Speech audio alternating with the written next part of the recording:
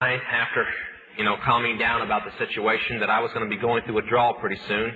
So I made some local calls. Nobody had anything. Most people around there were on heroin and not speed. So I made some out-of-state calls and finally found in the state of Ohio some of the drugs that we had sent on had arrived, and that they would get them down there, but it'd be like Tuesday morning because of legal police actions they were having up there. But that's too long for somebody on drugs as bad as I was. Sure enough, by Monday night, I almost didn't know who I was anymore. Bound and determined that I was going to get drugs no matter what had to be. I got a handgun, went in my car, started the drive out. I was going to go to every area around that I knew if I had to kill the person, I was going to get drugs. And wrecked the car trying to get out of the parking lot. Just got out of the car, left the gun and everything just sitting there.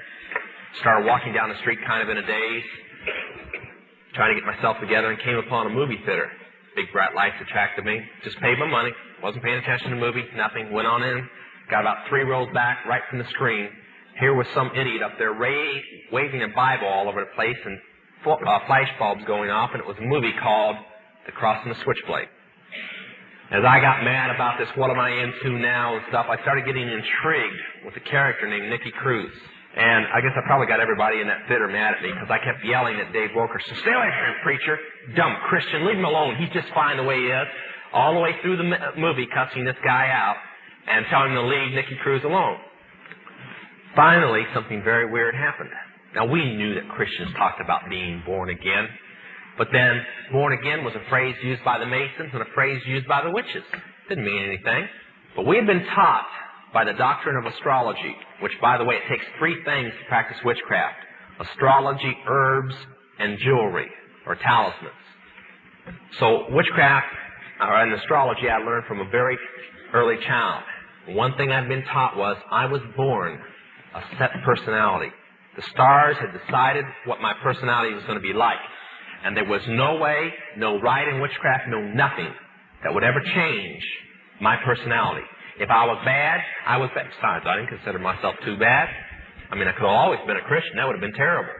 So I sat there and I watched him, and he changed. He wasn't just as saying, "I'm born again." He changed. Now listen to me tonight. If you've walked the aisle and you've given your heart to God, and there wasn't a complete turnaround, a complete change, and you went back to the way that you were 5 minutes before you walked that aisle, something is wrong. I'm not a Billy Graham that will have you say 3 words and say you're saved. It's in the fruit, and if there has not been a change in your life, something's wrong. And I got up and I walked out of that theater in utter confusion. Here was another thing that was in the Word of God that was happening. I walked on out. A man walked up. About a dozen of us, I guess, were walking out of the theater at one time. He walked up and he passed 1 tract out. He gave it to me. He turned around, didn't say much. He just said, "This is for you," turned around and walked off. The tract was called Bewitched. So I sat there and I read. I said, this guy's pretty smart. He says that Bewitched was put on by the witches. Well, I knew that. My foster mother was one of the producers. I practically grew up on the sets. I sat there and I watched the rest of the track, Ouija board being run by demons. Well, we knew that. That's why witches didn't use Ouija boards. We let the Christians use it. So I read on, but the one thing I could not get over was this hell thing with the flames and the devil, because witches don't believe in the devil. Satanists do, not witches. So I said, this guy's so right, but he's probably just a dumb Christian. Threw it in the water, walked on. Started to go back to my apartment, got in the casino building, heard the music coming from one of our nightclubs there called the Club Aquarius, decided to go on over. Nobody there that I knew except the staff, so I went on back and locked the door to the manager's office, and I sat down. I said, I got to think this thing out. I'd like to talk to a Christian. I was talking to a man on the phone stage, Jack Chick, and he was going over all the people that he had found in his investigations that were on the Illuminatus payroll that were ministers, supposed to be fundamental ministers. And I said, yeah, I know, Jack. As I sat in that manager's office that night, he knew my testimony. I said, my biggest problem was I spent 2 hours trying to think of a pastor in the town that we did not have on our payoff. Well, there were pastors. That's why I didn't know them, because they weren't on our payoff. And finally, I remembered that just the night before, one of our witches, which was a prostitute in the area in downtown San Antonio, had come in screaming in the Club Aquarius, and I wasn't in the mood to hear any screaming, particularly from her at the moment, going through withdrawal. But she was complaining that she was going bankrupt. And what the problem was Well, her area was over by the Greyhound bus station, and she'd be over there prostituting, and some idiots from a Christian coffee house would come over and preach to the guys, and she would proposition them. That could really put you out of business.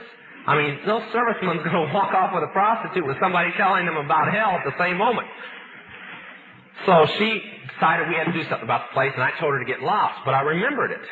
And I said, well, that's only 8 blocks away. It's only 2 in the morning. Nobody'd be in bed at 2 in the morning. Witches are night people, you know. Took off walking on over there. The place had a reputation of its own. Just 3 months earlier, it had been a burlesque place, show bar with strippers in it. Baptist preacher said, enough is enough. We don't need this down here. He goes in, jumps up on the bar stool, up on the bar, shoves 2 strippers in the middle of their act off the bar, and starts preaching. 15 minutes later, the 2 strippers have pulled the curtains down off the wall, wrapped them around them, kneeling down at the bar, giving their heart to the Lord. They're still Christians this day, by the way. I know them. The man and woman that owns the place is praying, giving their heart to the Lord. 3 members of the 4-piece band are, 2 of the 3 bartenders, and about 15 of the customers. That's a quick revival. I like to have that quick. So I went on over there. Now, they had turned the deed to this place when they got saved.